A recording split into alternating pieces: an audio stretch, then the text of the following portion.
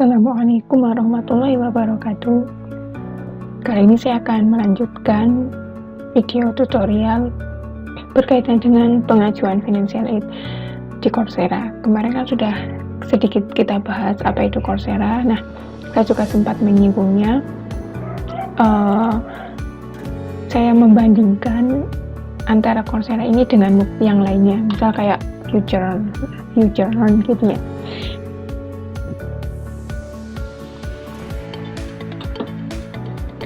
Kalau tampilan di Coursera itu kan menurut saya enak gitu ya dilihat. Kalau di FutureLearn, nah ini seperti yang bisa kita lihat, entah saya yang kurang lama main di sini atau gimana, tapi menurut saya itu kayak tampilannya itu agak berantakan, dan juga kelasnya di sini masih nggak terlalu banyak. Tuh misalnya ini course yang saya ambil, dan ini tuh ada durasi waktunya juga gitu. Terus kalau di EDX itu menurut saya jauh lebih nggak tertata. Misalnya ini course saya, tapi keunggulannya kalau di EDX ini tuh kelasnya lebih panjang. Kalau Coursera kan palingan 4-6 minggu doang. Kalau di EDX ini tuh bisa sampai 8 minggu dan rata-rata 7 minggu gitu. Dan bayarnya itu lebih mahal, sekitar pokoknya 100 lebih US dollar. Jadi kan 1 juta lebih ya kalau dirupiahkan. Nah mungkin itu sedikit perbedaannya. Dan langsung saja, nggak berlama-lama lagi. Misal kita mau cari kelas gitu ya, bisa klik explore, nanti itu ada topik mungkin yang relate sama kita itu apa, nanti pilih aja kelasnya, atau mungkin mau typing di sini. Nah misal saya pendidikan ya, jadinya social science, misal ini social science education. Ini cara mencari kelas yang relate dengan kita. Di sisi lain, cara mencari kelasnya seperti yang saya sampaikan kemarin gitu. Nah, di education ini itu ada juga kayak gini ya, master degree certificate. Ini kayak setara S2 online. Nah, misal ini juga ada, tinggal pilih-pilih aja. Nah, training education dan lain-lain. Misal ini saya mau ngambil kelas ini ya.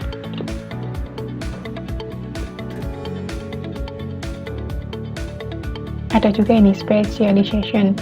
Jadi di specialization itu kita nanti disuruh mengambil sekaligus sekitar 4-sampai sekian course yang isinya itu satu topik.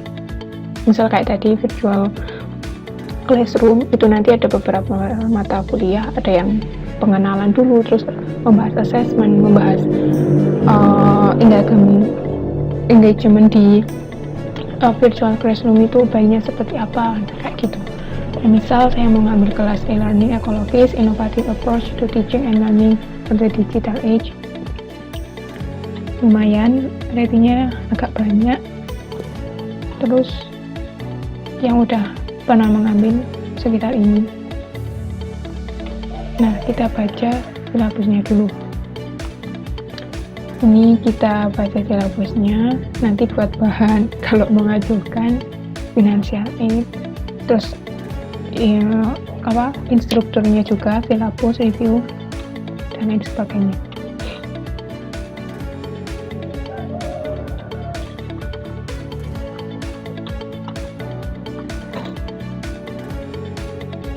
Di sini saya punya dua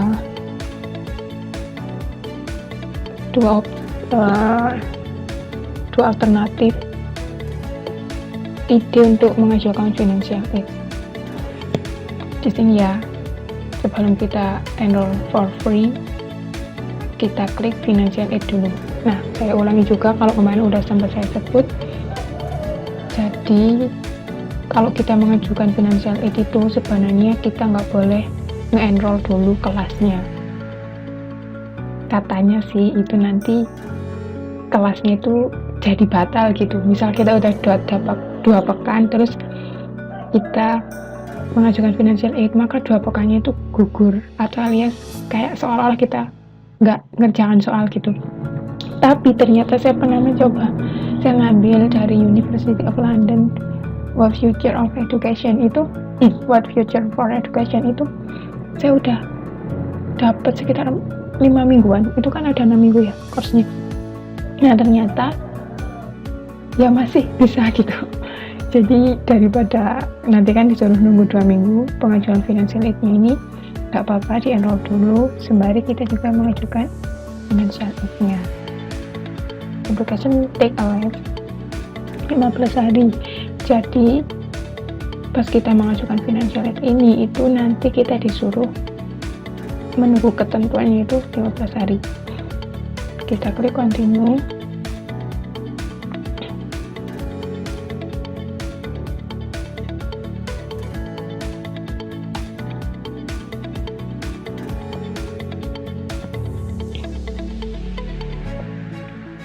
Jadi ada 2 syarat pengajuan financial aid ini.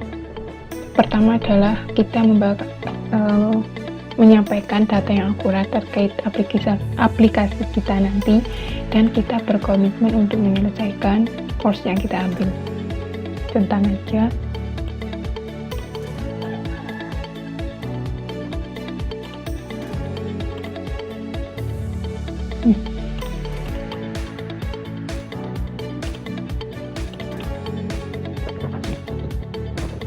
Nah, pertama kita disuruh mengisi ini, misal educational background.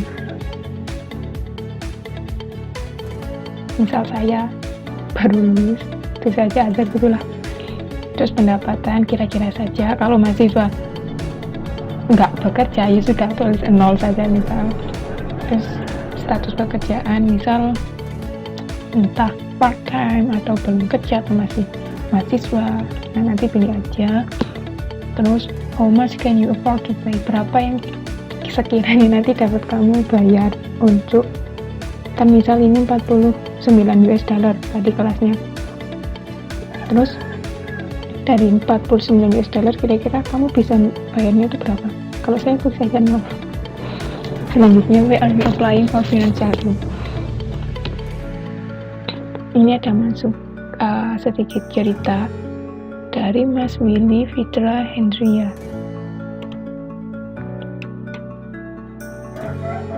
Jadi di bagian why are you applying for financial aid ini itu kita tulis pertama menjelaskan tentang latar belakang pendidikan kita sebagai seorang apa gitu. Terus menjelaskan tentang keinginan kita untuk berkarir di bidang tersebut. Terus menyebutkan beberapa mata kuliah yang pernah diambil ketika kuliah yang itu relate dengan course yang mau kita ambil. Selanjutnya menjelaskan kondisi finansial kita, yang mana kalau mahasiswa ya memang nggak ada pendapatan gitu, ataupun kalau punya pendapatan itu ya itu masih kita alokasikan untuk yang lain. Nah kalau dari saya itu ini jelaskan kondisi, langsung kalau saya ya, jelaskan kondisi keuangan kita. Dan ini pengalaman saya mengajukan sudah 7 atau 8 course dan semuanya diterima. Itu pertama, jelaskan kondisi keuangan kita saat ini, termasuk pekerjaan kita itu apa. Kalau perlu sebutkan ulang jumlah yang tadi udah kita tulis. Terus juga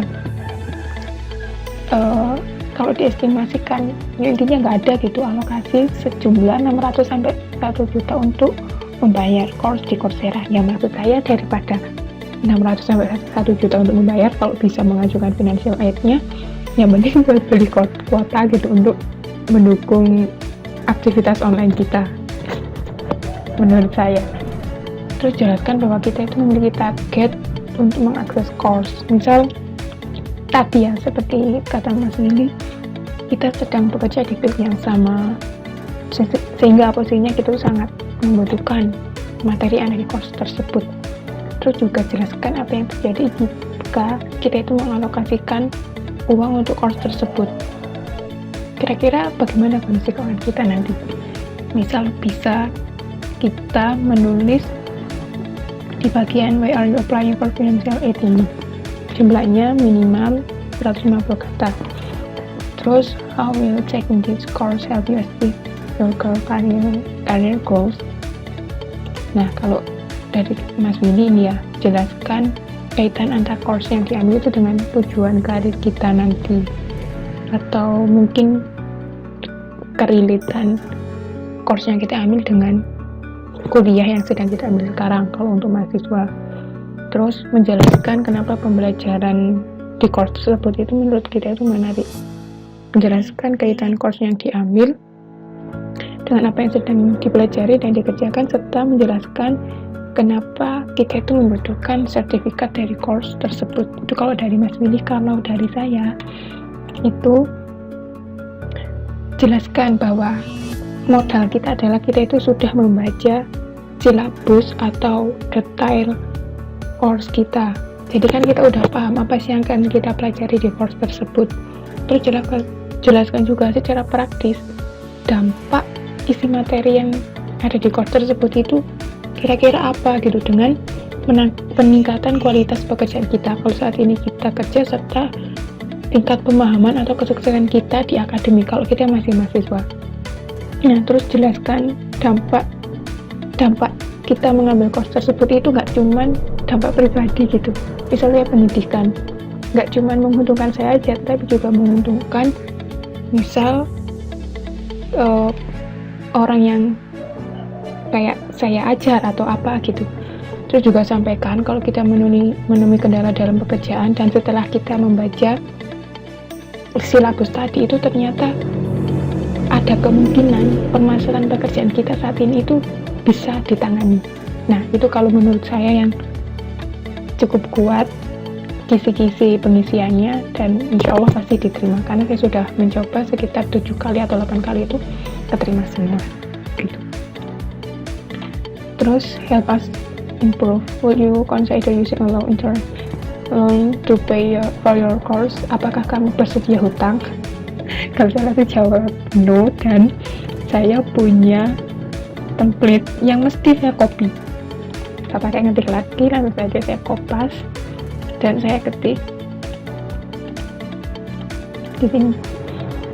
I didn't consider taking loan and loan because I want to think realistic. My income has bla bla bla itu, dan ya intinya nggak mau lah ngutang ya. Siapa gitu yang mau ngutang hanya untuk bayar Coursera ini yang jumlahnya juga lumayan gitu, sekitar 650-an sampai 1 juta. Terus saya template-nya ini langsung nanti kita submit application. Nah, kalau sudah, nanti kita akan mendapatkan email, dan tunggu saja sekitar 13-15 harian, nanti email kita itu akan dibalas gitu. Jadi sekian, bentar belum. Nah, selanjutnya kalau misal nanti udah diterima itu kan kita masuk kelas, atau kalau misal kita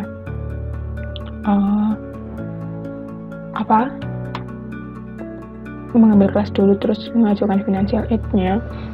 Nah, ini ada tips saat sudah masuk course atau masuk perkuliahannya. Pertama, ambil pengalaman dan pengetahuan serta skillnya, bukan sertifikatnya. Ya oke lah, kita tidak bersertifikat, tapi jangan sampai mindset kita itu ya pokoknya dapat sertifikat tapi kita nggak benar-benar mempelajari di course tersebut. Terus jangan telat mengirim tugas dan melakukan peer review. Dan saya pernah ya 2 kali, kalau nggak berapa gitu, di 2 course saya itu lama banget menyelesaikan course tersebut. Karena apa? Karena nggak ada teman course saya yang mengerjakan tugas, sehingga saya itu nggak bisa melakukan aktivitas peer review. Dan kalau saya nggak melakukan peer review itu saya nggak bisa next ke tahapan selanjutnya, ke pembelajaran selanjutnya. Nah itu kalau kita telat mengerjakan tugas itu dampaknya nggak cuma untuk kita, tapi juga untuk teman-teman lain yang sedang mengambil course. Jadi harapannya kita nggak telat dalam mengerjakan tugas dan mengoreksi atau melakukan peer review gitu. Terus jangan takut menyerahkan tugas diri kita. Seperti tadi, semisal kok kita itu ngambil course yang lagi gratis dan kebanyakan itu mesti mindset orang-orang adalah cuma nyari sertifikatnya. Mereka itu ngerjakan tugasnya itu seenaknya dan pokoknya nggak jelas gitu. Jadi jangan takut, kita itu nanti nilai 0 ke mereka. Karena ya masa sih kita membiarkan mereka nggak mengerjakan soal gitu. Terus yang selanjutnya, tidak semua harus kita ambil. Ya mungkin kita udah tahu sendiri ya, namanya ilmu pengetahuan, apalagi di lingkup sosial science itu kan ilmunya kebanyakan ya hasil pemikirannya orang-orang, dan kadang kan nggak sesuai dengan kita. Apalagi ini kelas yang kita ambil itu kebanyakan dari UK, dari US yang ya orang-orangnya pemikirannya beda banget mungkin sama kita. Jadi ya udahlah, kalau memang ada yang nggak cocok, gak apa-apa sih, nggak terlalu didengarkan, nggak kita aplikasikan kayak gitu. Baik, terima kasih buat sharing hari ini, semoga bermanfaat. Kalau ada kesulitan nggak apa-apa, komen aja.